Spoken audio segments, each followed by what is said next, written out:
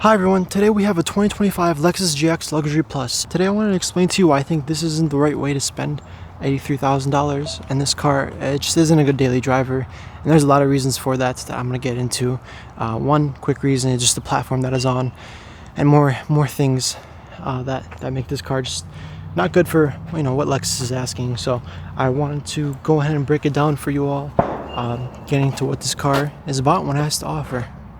Hi everyone. This is the 2025 Lexus GX Luxury Plus, and I'm going to go ahead and explain to you why I think this is one of the worst daily drivers, and it isn't worth the price point that Lexus wants for this vehicle. But this is powered by a 3.4 liter twin turbocharged V6 that makes 349 horsepower and 479 pound-feet of torque, and that's powered through a 10-speed automatic transmission.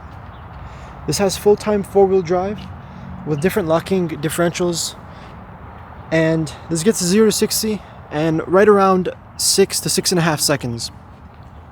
This car, I guess I should say truck, SUV, can tow up to 7,600 pounds.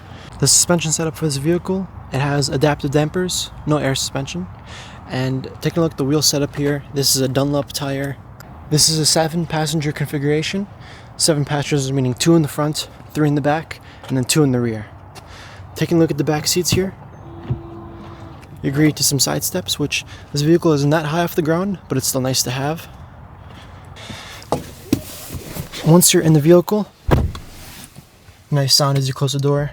It is an okay amount of space in the back. I would say Lexus RX has a little bit more second room space as far as leg room, but the headroom is obviously a little bit higher because you're on a different platform and everything. And then as far as the back space, but like I said, something like an RX or TX would have more passenger space as well in the second row. This isn't going to be the flagship LX, where it's the biggest body on frame truck that Lexus offers. There are no air vents in the second row, however there are in the ceiling. That's where they integrated them. You have rear sun visors in the back as well. Physical normal door handles, unlike the RX and TX, which is their 2-row and 3-row unibody platforms. You have a Mark Levinson mid-range there and a tweeter right there. Like I mentioned earlier, physical door handles. You have soft touch plastic right along the door line right here. Not the best quality, but it is what it is. This nice material right here that feels pretty premium. A leather kind of dotted material over here, and then just the plastic down here in the bottom. Taking a look at the rear now, we're going to go ahead and open up the trunk. This GX doesn't open with the door coming to the side like a cargo van. It opens just as a traditional SUV all the way up in the air. Now you have close and then close and lock feature.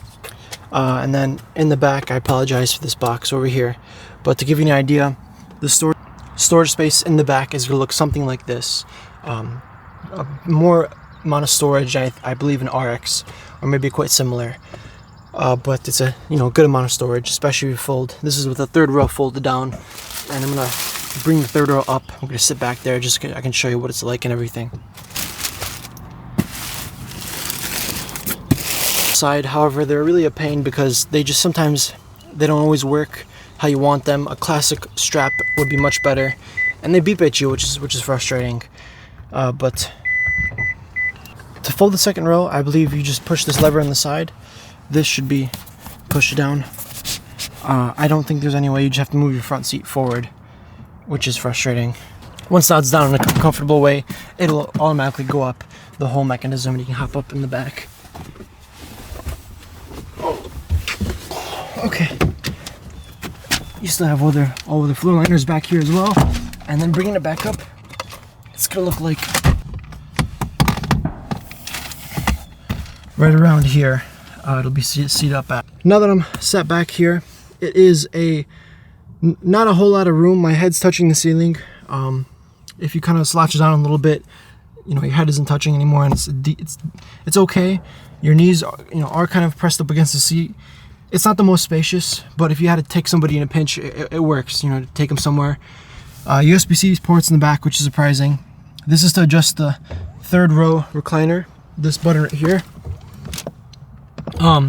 You know, I would, if you're looking for like a true third row, I'd definitely go with a TX. You know, as far as you get so many more things with that car, as far as what kind of platform that car is on. You get cup holders back here as well and everything. And also you have third row air vents, which the Acura MDX, none of the MDXs have that third row air vents. So that is nice to see that Lexus put that in. So third row passengers can be somewhat comfortable with the climate. So now to get out of the third row, you just fold this down. That folds, and then you can, yep, and then you just get out like that. Okay, fold that back there. There you go, now it's back in position. So, you know, this can be a 7-passenger vehicle. And there is a classic power outlet back here, which is nice to see. I believe this can be an option for towing. I think that's what this is, this plastic piece right here. The ground clearance as well for this vehicle is pretty good. This vehicle does have 8.5 inches of ground clearance as well, and a pretty decent approach angle. However, you know, a lot of unibody SUVs can already give you enough amount of approach angle for this general snow conditions. So this is more so of a possible off-roader. Taking a look here at the first row, we're to cop in here in the main cabin. Soft touch plastic down here. This material is, you know, like I said, it's a leather material, but it feels a little bit synthetic, not very high quality. And then coming down here is just soft touch plastic. Down here you have your Mark Levinson audio system. That is a 21 speaker 1800 watt Mark Levinson audio system, and like I said, 21 speakers, so a lot of speakers in this cabin. This has obviously memory seat control and electronic steering wheel adjustment right over here. And then you have a big center infotainment screen. That is a 14-inch touch screen. Different layout than we would find in RX or RTX, but you know, similar as well to this, unique to this car, I believe. And then you have your air vents, which is kind of a nice material. It's just a plastic, I believe, but they design it a little bit nicely, so it's a nice feel when you touch it. And you have this kind of polished, I'm not exactly sure what this material is. Possibly it's wood, I believe, but it feels really good as well. It looks nice. You have your volt plug-in. Nothing down here. This is just, it makes it look like it's a opening, but it's not. Your drive mode selectors and a knob right here for that. You know, all your gears and everything through 10-speed automatic transmission. It's a classic shifter, bulky, nice, something you would find in the Lexus ES as well. Not a kind of push-to-shift thing that you would find in the RX and TX. So wireless charger down here, which is very nice and accessible for your phone. Oh, it's the wrong way. It goes this way. And then coming here, you have a cool box, which if you want to put drinks and things like that, it'll cool it for you. The vehicle isn't on now, but you just push this on, and you'll start hearing a fan go off, and you can put drinks and everything in there.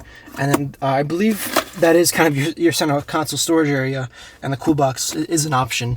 This car was spec'd out from the factory, fully custom. So the Luxury Plus does not come with massaging seats, but this vehicle does, because it was custom ordered / built by a customer, and then last second, I believe something happened. Maybe I think of financing or something. I'm not exactly sure what the reason was, and then that's how my family, in my opinion, unfortunately, bought the vehicle. They got believe somewhat of a good deal, and then they got a decent trade-in value for. They just had a different truck vehicle to trade in. So, taking a look at storage right here in the glove box. I can show you the sticker right now for this vehicle. This is priced at $83,000. Let's go ahead and take a look at that right now. Opening up.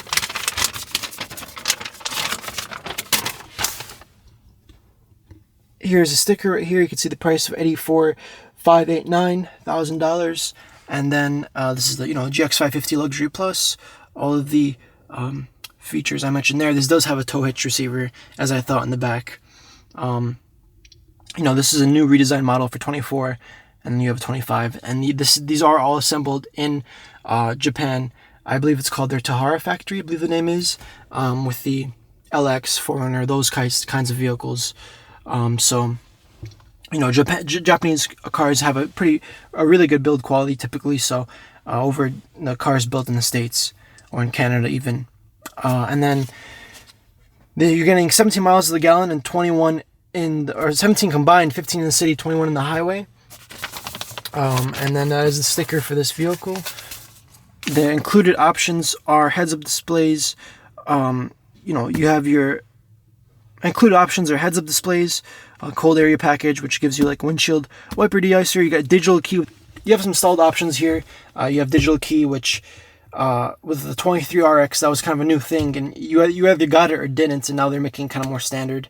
You have just a cold area package, headlamp washers, which is interesting, and the windshield wiper deicer, and then, like I said, all other floor liners and everything like that. So taking it back here, and then you have your old kind of pamphlet when you purchase the vehicle. I'm putting it back there. So, taking a look in the interior, you have your front windshield you have decent visibility. It's kind of like a box driving this thing. People can joke and say it's a Lexus G-Wagon, I guess. But I feel like at that point the LX would be more their kind of flagship model. But I guess maybe you could say that as far as how it looks and everything like that. It's maybe more boxier as well. So these are obviously for high 4, low 4. If you get stuck and you need to go low 4, but typically high 4 is where you're going to be going. We want the rear wheel, the front wheels to also activate, because typically it's just rear wheel drive, these kinds of trucks. And then as far as everything else, we'll take a look at the engine bay as well. And there is something you have to push open for the fuel gas cap, which is frustrating. You can't just push on it to open it. This is premium unleaded fuel only, as it says. A lot of vehicles will say that, and in this vehicle, I do agree. I do agree. Probably you should put premium fuel in here. This is a twin turbocharged V6, and just to be on the safe side, it's not a V8 or anything like that. But I think it's better safe than sorry, especially with this engine. Taking a look at the engine bay, it looks pretty beefy and a big engine for sure. You have the three cylinders, yes, on each side for the V6, and then you have a lot of plastic, just a big engine cover as well. But you have an interesting design here with the Lexus. I feel like this is new, and it's kind of almost, I guess, a blank carbon fiber material or a look. And then windshield washer fluids here. Your battery, I believe it's over here, but I think it's all covered up. No, it is not here. It could possibly be in the trunk. Yeah, it's a little strange. The battery isn't exposed, which is unfortunate. But no mild hybrid or any hybrid component to this vehicle at all, which is surprising. No mild hybrid or hybrid component to this vehicle at all. It has a traditional starter noise, which is nice. You don't get that a lot of times with cars these days. They just hear it start up normally. And yeah, this is a pure twin turbo V6, and the V8 is lost, but you get more torque with those force induction twin turbos. So turbochargers, and then you have everything else. Hood struts as expected. Big mat up here. So we're gonna go ahead and close that now. I didn't close all the way. There we go. Now it's closed all the way. You have these fog lights down here as well that I forgot to mention, and then your triple beam LED headlights, which help with the visibility at nighttime. I know I joked about it with the RX 500 that it's just a turbo inline 4, and it feels bad to put premium fuel in that car. And I'm sure even with this car, I wouldn't recommend it, but you could get away with putting regular gas. You don't get the full performance from the engine, most likely. These cars have computers to regulate these things. But at the end of the day, I would put premium fuel in this vehicle just because of twin turbo V6. You get two turbochargers and the V6, and maybe it makes sense, I believe, to just put premium fuel in that. Even like the Nissan GTR, which is a completely different car, but that has a twin turbo V6, and Acura MDX Type S has a turbo V6, and they require premium fuel.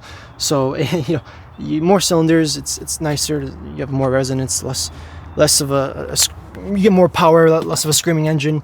So maybe it does make sense to put premium fuel in this, and they're right. Yeah, premium can definitely help give you that full performance. Regular, you might not get all that